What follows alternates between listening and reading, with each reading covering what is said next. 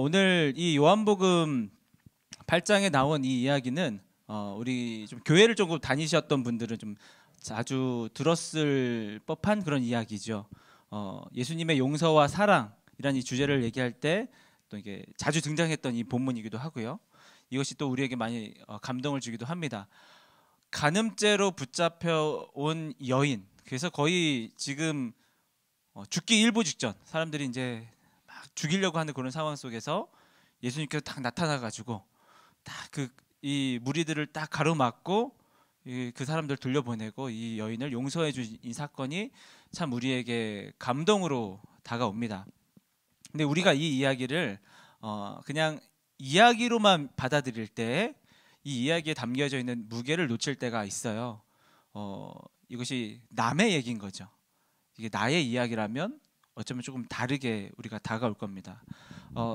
제가 가끔씩 이제 집에서 설교 준비를 할 때 집에 노트북을 가져가는데요.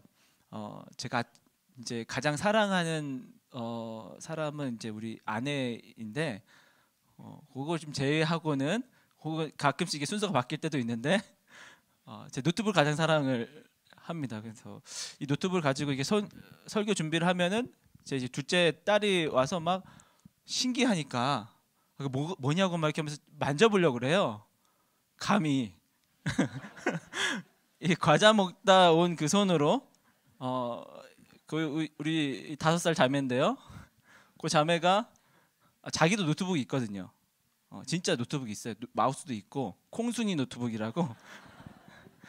이 녀석이 제 노트북을 이제 콩순이 노트북 다루듯이 다룰 때 말할 수 없는 분노가 느껴집니다. 예. 우리가 오늘 제가 좀 농담을 했는데 오늘 이 이야기가 오늘 성경 말씀에 있는 이야기가 그냥 이제 남의 이야기가 돼버리면 뭐 여기서 우리가 감동을 느낄 수 있고 또 어떤 우리가 그 용서와 사랑을 경험할 수 있는데 진짜 이 안에 담겨져 있는 그 무게가 무엇인지 그 내용이 무엇인지 더 충분하게 우리가 그것을 공감하지 못할 수 있습니다.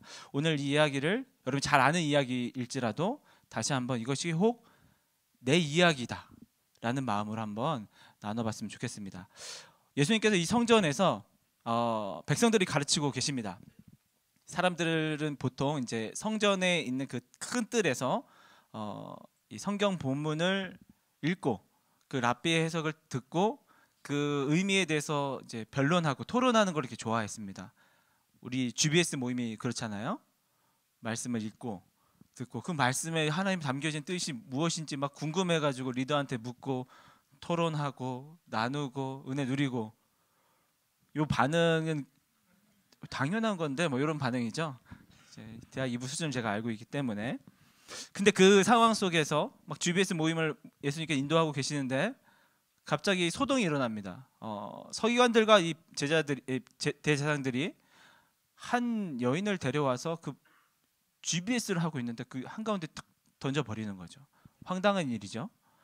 그런데 그 여인을 이 누구인지 곧 밝혀지게 되는데 성경에 이렇게 기록되어 있죠. 음행 중에 잡힌 여인이라고. 음행 중에 잡힌 여자.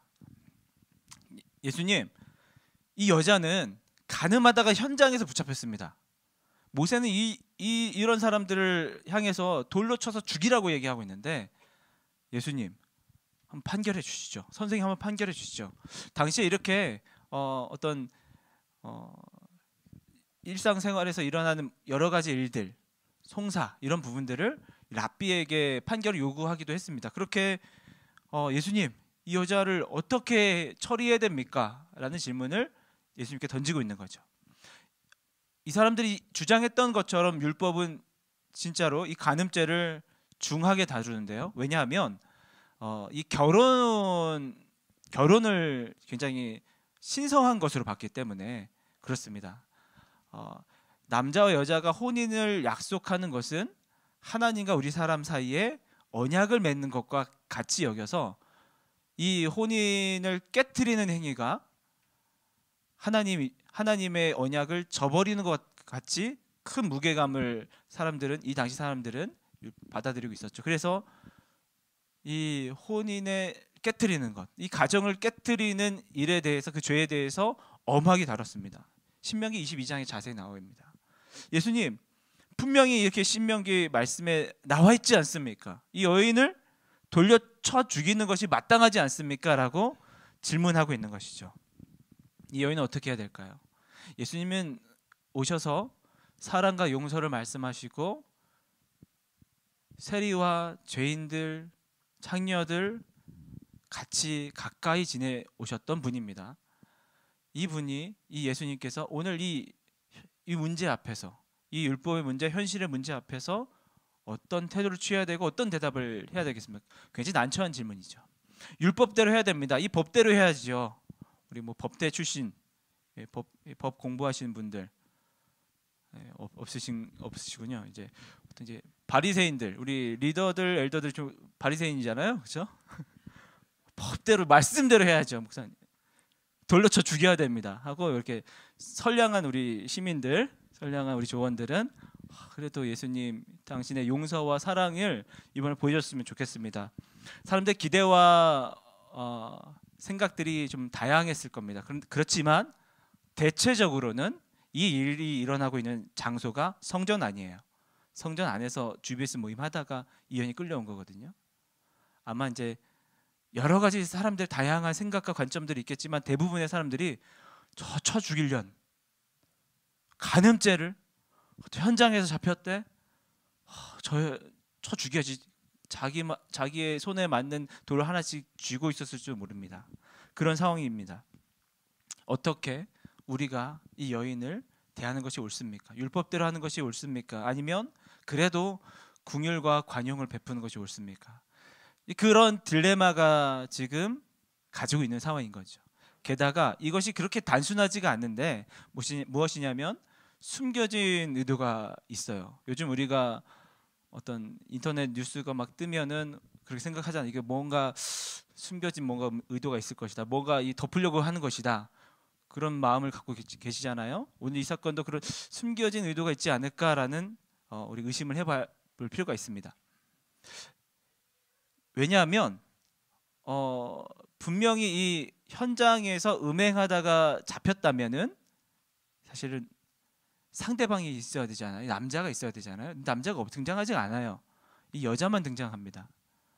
이 사건은 성경에서 그렇게 기록된 대로 이 제사장들과 서기관들이 예수님을 어떻게 하면 잡아 죽일까?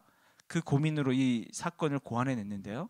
함정을 파놓았습니다. 만약 예수님께서 이 여인을 용서해야 된다고 말씀하신다면 예수님 어떻게 이 율법에 이렇게 신명기에 이렇게 기록되어 있는데 어떻게 이 율법을 모독할 수 있습니까? 라고 하면서 예수님을 율법 모독자로 고발할 수 있습니다. 또 반대로 이 법대로 해야지요, 율법대로 해야지요 하고 사형을 선고한다면 당시 이 사형 제도는 로마법을 따라서만 집행이 가능했습니다.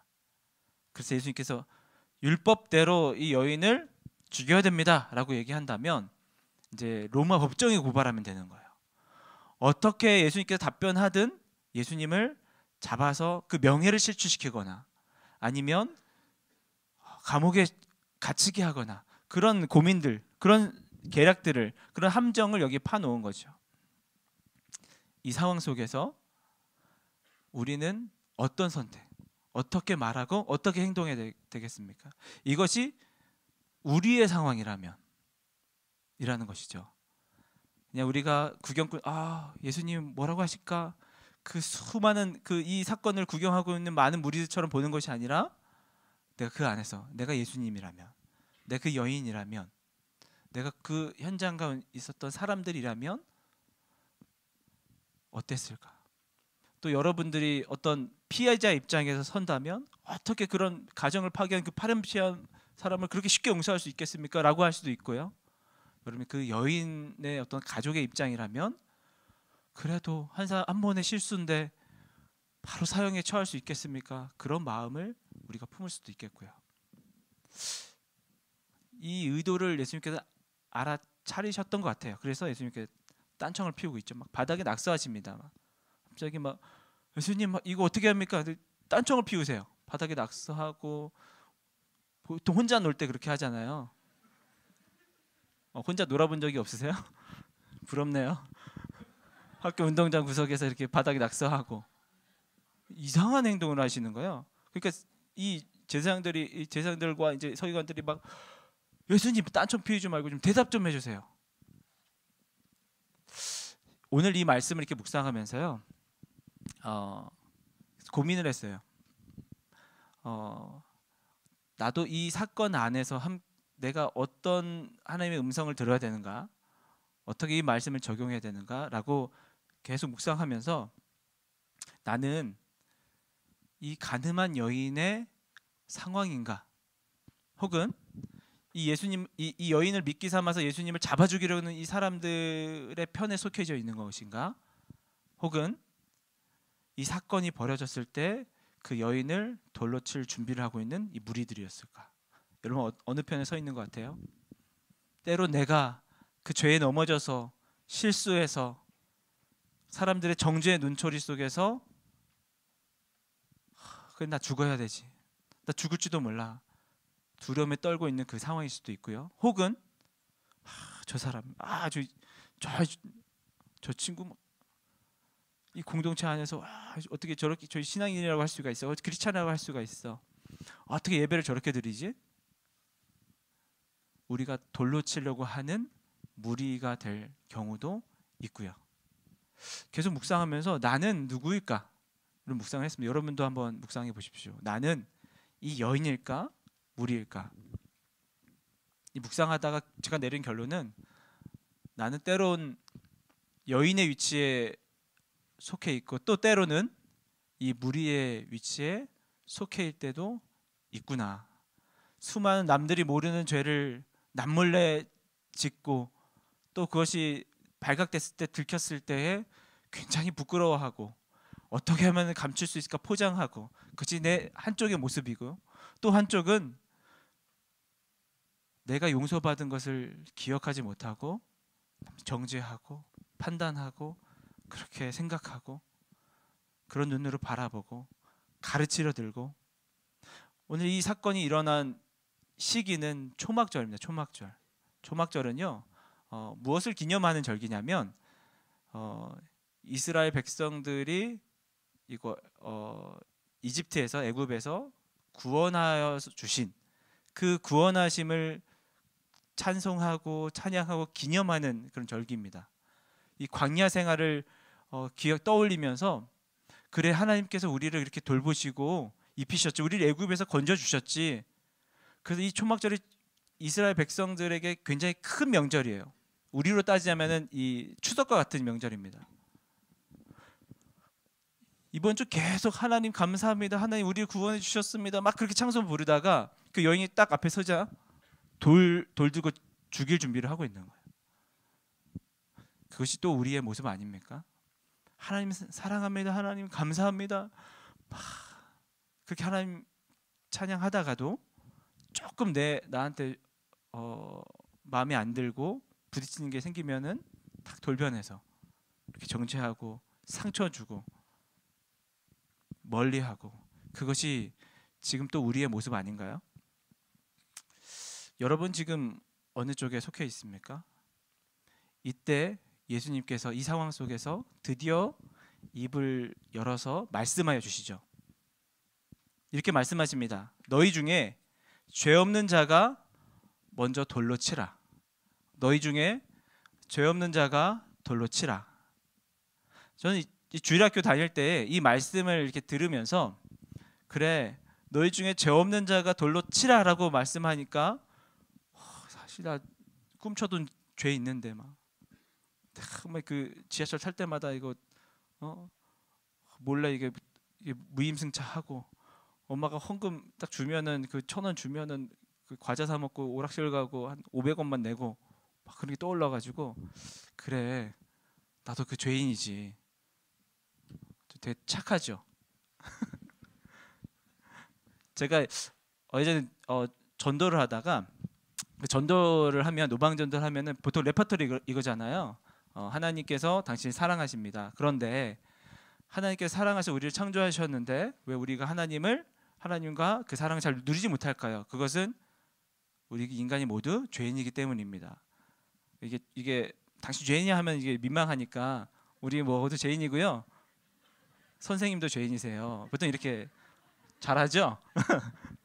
네, 보통 이렇게 접근을 하거든요. 이렇게 하면 사람들이 저 죄 안 짓는데요? 저 죄인 아닌데요? 이렇게 얘기를 해요. 그러면 이제 준비된 레파토리가 있어요. 성경에 보면 마음으로 짓는 죄도 죄라고 얘기합니다. 여자를 보고 음욕으로 품는 것도 죄고요. 미워하는 형제를 미워해도 그 살인이라고 성경에 기록되어 있어요. 뭐 여자를 보고서 음욕을 품은 적 또 누굴 미워한 적 없으세요? 하면은 이제 다들 이제 동의하고 싶지는 않지만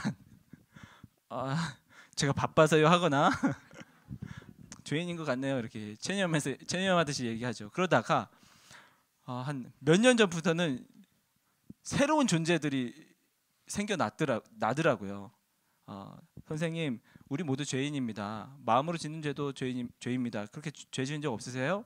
없는데요. 누구 미워한 적도 없으세요? 없어요.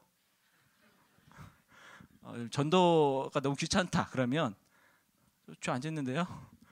마음으로도 죄 안 짓는데요. 미워한 적도 없어요. 여자 보고도 음욕 푸는 적 없는데요. 라고 하면은 할 말이 별로 없어요. 그렇군요 하고 돌아가야 되거든요. 신인류가 이게 생겨났더라고요. 요즘에 사람들이 그렇게 순수하지 않아요 사실. 그렇죠? 죄 없는 자가 돌로 쳐라라고 했을 때 그래 맞아 하나님 저 사실 죄 많이 졌습니다 하고 돌아가는 자들은 저같이 착한 사람, 여러분처럼 악한 사람들은 나 죄 안 지었는데, 죄를 졌어도 얼마나 뻘쭘해. 그래서 돌아가면은 나 죄 지고 있다는 거 다 들킨 거 아니야. 이 사람들은 어떤 사람이에요? 예수님을 잡아 죽이려고 이 함정을 파놓은 사람들이라고요. 순수한 사람들이 모여 있는 자리가 아니라고요. 이 서기관들과 제사장들은 예수님이 이 말하면 이렇게 잡아쳐놓고 이 말하면 이렇게 잡아쳐놓고 그 고민으로 오늘 이 자리를 만든 거라고요. 죄 없는 자가 돌로 쳐라라고 했을 때 모두에게 그렇게 순수하게 양심에 찔려가지고 나도 죄 지었는데 어찌 저 여인을 정죄할 수 있겠나 하고 돌아가는 경우는 별로 없을 겁니다. 여러분도 그렇잖아요. 나도 죄인인데 어찌 이 형제를 이 자매를 우리가 못 품을 수 있겠냐, 그런 마음을 가지신 분은 진짜 착하신 분들이고, 나도 죄인인데 쟤도 죄인이잖아 못 품겠어, 여전히 정죄하고 미워하고 시기하는 마음이 드는 거는 사실이잖아요. 오늘 죄 없는 자가 먼저 돌로 치라라는 이 이야기는 그렇게 이렇게 순수하게 동화적인 이야기가 아닙니다. 너 얼마나 깨끗한데 너는 털어서 먼지 안 나냐?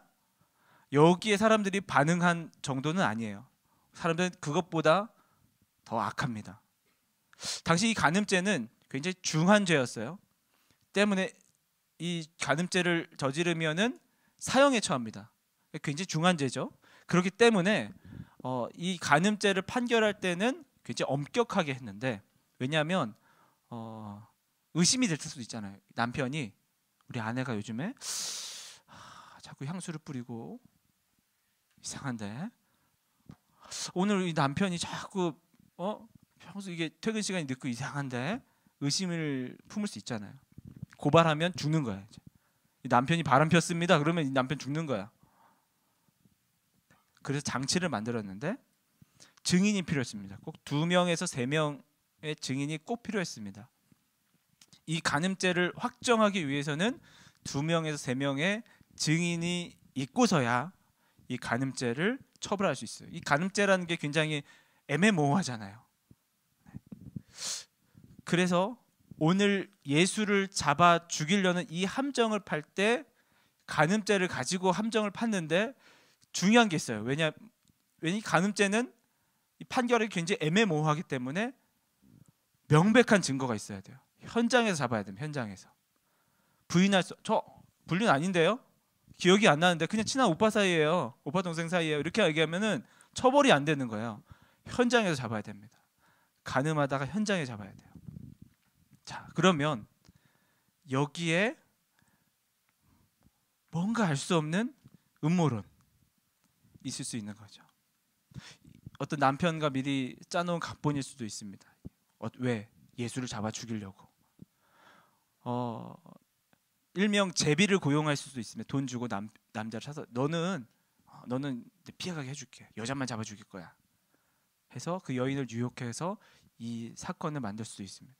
뭐 정확하게 나왔지 않지만 추측할 수 추측만 할 수 있겠죠.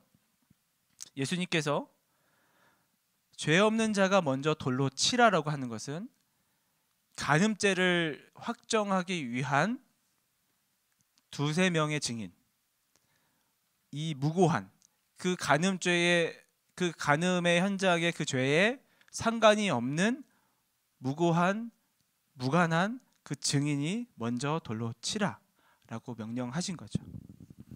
이 사건에 무관한 사람, 오늘 이 현장을 목격한 사람이 돌로 쳐라. 예수님께서 그렇게 말씀하신 겁니다.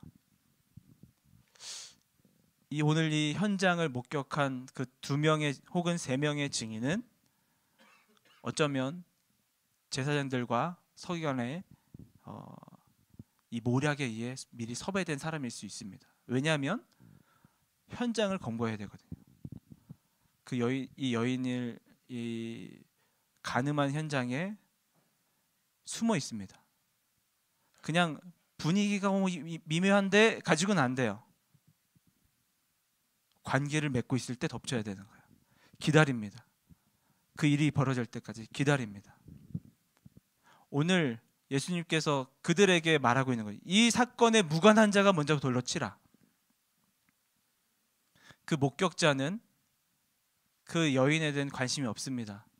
어떻게 하면 예수를 잡아 죽일까? 그 여인이 죄를 짓기 위해서 기다렸습니다. 여인이 간음죄를 짓는 것을 방관했습니다. 방조했습니다. 오히려 부추겼습니다.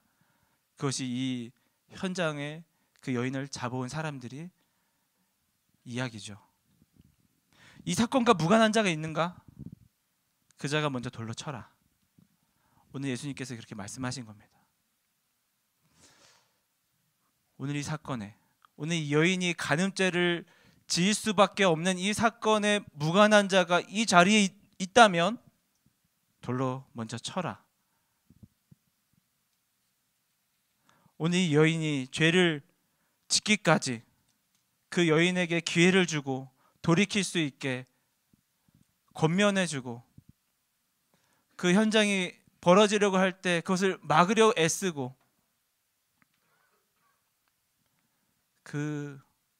이 죄에 이 사건에 무관한 자가 있는가? 돌로 쳐라. 이 목격자는 돌로 치길 포기하고 자리를 뜹니다. 왜냐하면 추측이죠. 정황상 바리새인데 돈 받고 한 거거든요. 그거 잡아오면은 우리 예수를 잡아 죽일 건데, 혹은 그 바리새파에 동조하는 무리일 수 있어요. 돈과 상관없이. 난 이 사건에 개입하고 싶지 않아요. 떠납니다. 그러자 무슨 이거 너네들이 있어야지 이 간음죄가 처벌할 수 있는데 대제사장들과 서기관도 뻘쭘해지죠. 그들도 떠납니다. 이 사건이 어떻게 진행될까 막 저희 잡아 죽여야 되는데 돌 들고 있었던 무리들도 떠납니다. 그래서 오늘 이 사건이 기록될 때 이렇게 기록되어 있어요. 이 사건이 밝혀지자 모두가 다 떠났다 이렇게 기록되어 있지 않고요. 하나씩 떠납니다. 목격자가 먼저 떠나고요. 이거 우리가 계획던 사건대로 안 되는데 한 명씩 슬금슬금 한 명씩 떠납니다. 저 여인은 간음한 여인은 이 돌로 쳐서 죽여야 됩니다라고 외쳤던 그 무리들도 사건이 자꾸 이렇게 돌아가자 뭐지 한 명씩 이렇게 떠납니다. 어느 누구도 이 사건에 이 판결에 관여하고 싶지 않은 거죠. 내가 저 여인이 진짜 간음한 거를 제 두 눈 똑똑히 봤습니다. 저 여인은 정말 죽어 마땅한 여자입니다 라고 소리쳐 외칠, 이 사건의 결정적인 증거를 얘기할 사람이 아무도 없습니다. 그냥 이들에게는 어떻게 하면 예수를 잡아 죽일까 이 목적만 있었을 뿐인 거죠. 이 벌어졌던 이 현장에서 이 여인과 정혼한 약혼자 혹은 그 남편도 없습니다. 그 사람도 떠납니다. 이 여인과 부정을 저질렀던 그 남자도 이 현장에 없습니다. 혹 있더라도 떠납니다. 목격자도, 그들을 끌고 온 바리새인들도, 소리 높여 외쳤던 죽여라 외쳤던 군중들도 다 떠납니다. 그리고 그냥 구경했던 그 군중들도 하나둘씩 떠나죠. 그리고 진짜 이 사건과 무관한 한 사람만 남습니다. 9절에 이렇게 기록되어 있어요. 오직 예수와 그 가운데 섰는 여자만 남았더라. 진짜 이 사건과 제일 무관한 단 한 사람만 남습니다. 바로 오직 예수님만 남습니다. 그렇게 오늘 이 여인을 만나 주시는 거예요. 오직 예수님만.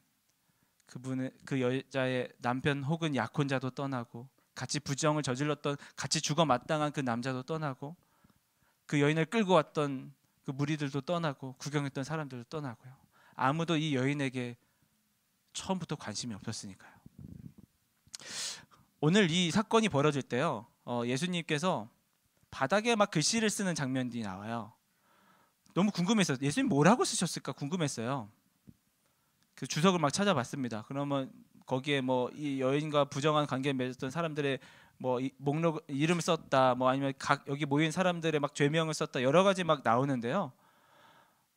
뭐 하나 이게 마음이 이렇게 시원하진 않더라고요. 딱 이거다 싶은 건 없더라고요. 그래서 결론은 모른다가 결론입니다. 그런데 오늘 이 성경은 예수님께서 바닥에 어떤 글을 쓰셨는가를 주목하지 않고 예수님께서 바닥에 글을 쓰는 행동에 주목하는데요. 사람들이 그 여인을 사람들 이 무리 사이에 끌고 와서 철퍼덕 던져놨겠죠. 그리고 예수님 이 여인을 죽여야 됩니까 말아야 됩니까? 라고 질문을 했을 때 사람들은 예수님께서 그 질문을 어떻게 답해 주실까? 이거 잘못하가 예수님 골로 가는데, 그 고민을 하고 있을 때 예수님은 관심은 그 질문에 대한 관심이 없어요. 그리고 이렇게 기록되어 있어요. 몸을 낮춰서 바닥에 글을 쓰고 있더라. 예수님께서 죄 없는 자가 돌로 쳐라라고 하는 그 말도 계속 바닥에 앉아서 글을 쓰다가 우리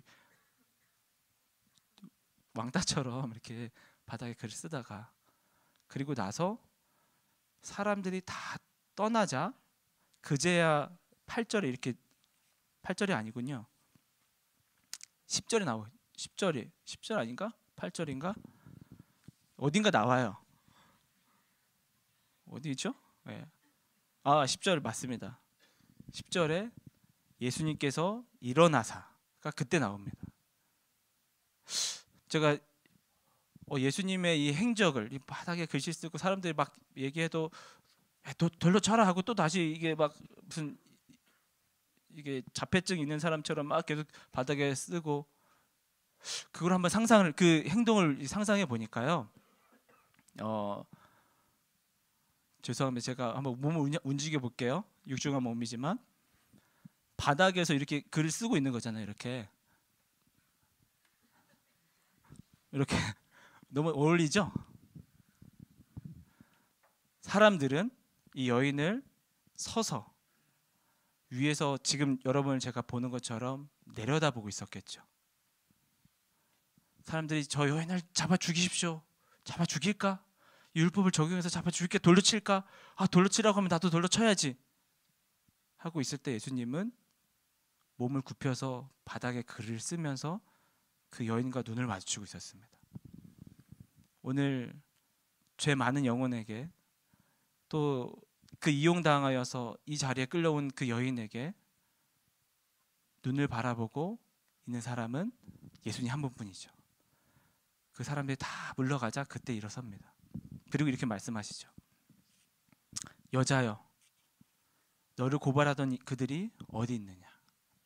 이 여자여라는 단어는 헬라어로 귀나이 단어인데 이 단어인데요.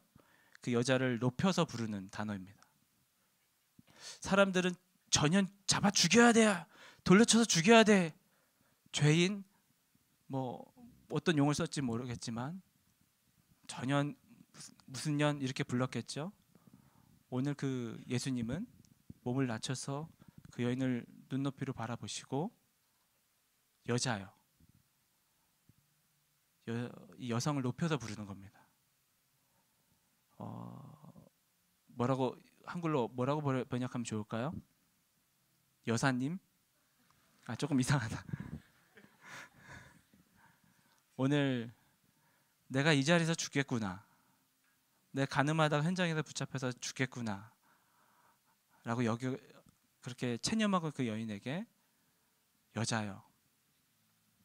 그리고 어느 누구도 그 여자가 죄를 지을 때 도와주거나 막아주거나 다시 새로운 기회를 주거나 돌이킬 수 있는 권면을 해주거나 오히려 그 여자를 이용하기 바빴는데 예수님께서 말씀하시죠. 가서 다시는 죄를 범하지 말라. 새로운 삶을 살 수 있도록 인도해 주십니다. 왜냐? 그 여인이 저지른 죄는 잡아서 돌로 쳐서 죽일 죄이나 분명히 율법대로 돌로 쳐서 죽일 죄인데 그 돌로 쳐서 죽임 당함을 직접 당하시기로 결정했으니까요. 그렇게 예수님만 그 여인을 이 시간 용서할 수 있는 겁니다. 내가 가장 오늘 이 사건과 무관한 내가 가장 깊이 개입하여서 내가 돌로 침을 당하겠노라. 그리고 너는 이 죄가 마치 없었던 것처럼 앞으로 죄를 짓지 않는 삶을 살길 바란다. 그것이 바로 오늘 우리에게 주신 구원받은 삶임을 믿습니다. 십자가에서 오신 예수님께서 우리에게 그 구원을 주시고 그분이 스스로가 죽임을 당하시고 여자요, 존귀한 하나님의 자녀로 살아가길 소원한다. 오늘 우리 모두에게 주신 하나님의 용서와 사랑인 줄로 믿습니다. 오늘 이 말씀을 정리하려고 하는데요. 이 말씀을 이렇게 묵상하면서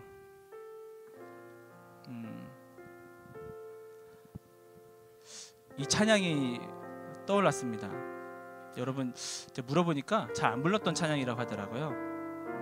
더 원합니다라는 찬양인데요. 이 가사 중에 오직 주님 한 분만 간절히 더 원합니다라는 가사가 나오는데요. 제가 제자반 아이들과 함께 제자반 하면서 이 찬양을 같이 고백했어요. 근데 어떤 친구가 찬양을 안 부르는 거야. 혼냈어요. 이 기도회 끝나고 나서 너 왜 찬양 안 부르냐 너. 입을 열어서 불러야지 너 이렇게 제자 훈련 너 그따구로 받아도 되겠냐 이렇게 혼냈더니 막 울면서 얘가 얘기하는 게 정말 이 고백을 자기가 정말 이렇게 살지 못해가지고 이 고백을 못하겠다고 그래서 못 불렀다고. 주님 한 분만 간절히 원해야 되는데 자기는 정말 주님 이외에 더 원하고 얻고자 하는 그런 욕심이 너무 많다고. 다 같이 머쓱 한 마음을 다시 이 찬양을 이렇게 불렀습니다.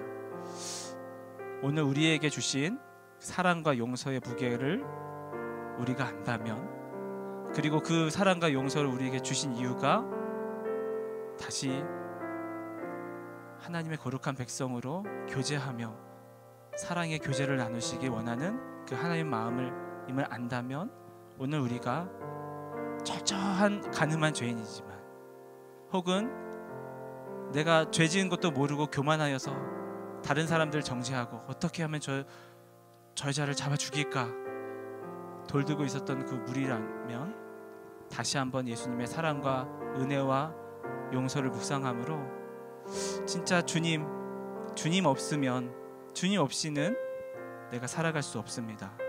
정말 주님만 내 인생에 필요합니다. 정말 주님 한 분만 내가 간절히 바랍니다. 그런 고백이 회복되는 우리 모두가 됐으면 좋겠습니다. 같이 이 찬양 우리 고백하기 원합니다. 예수 사랑합니다.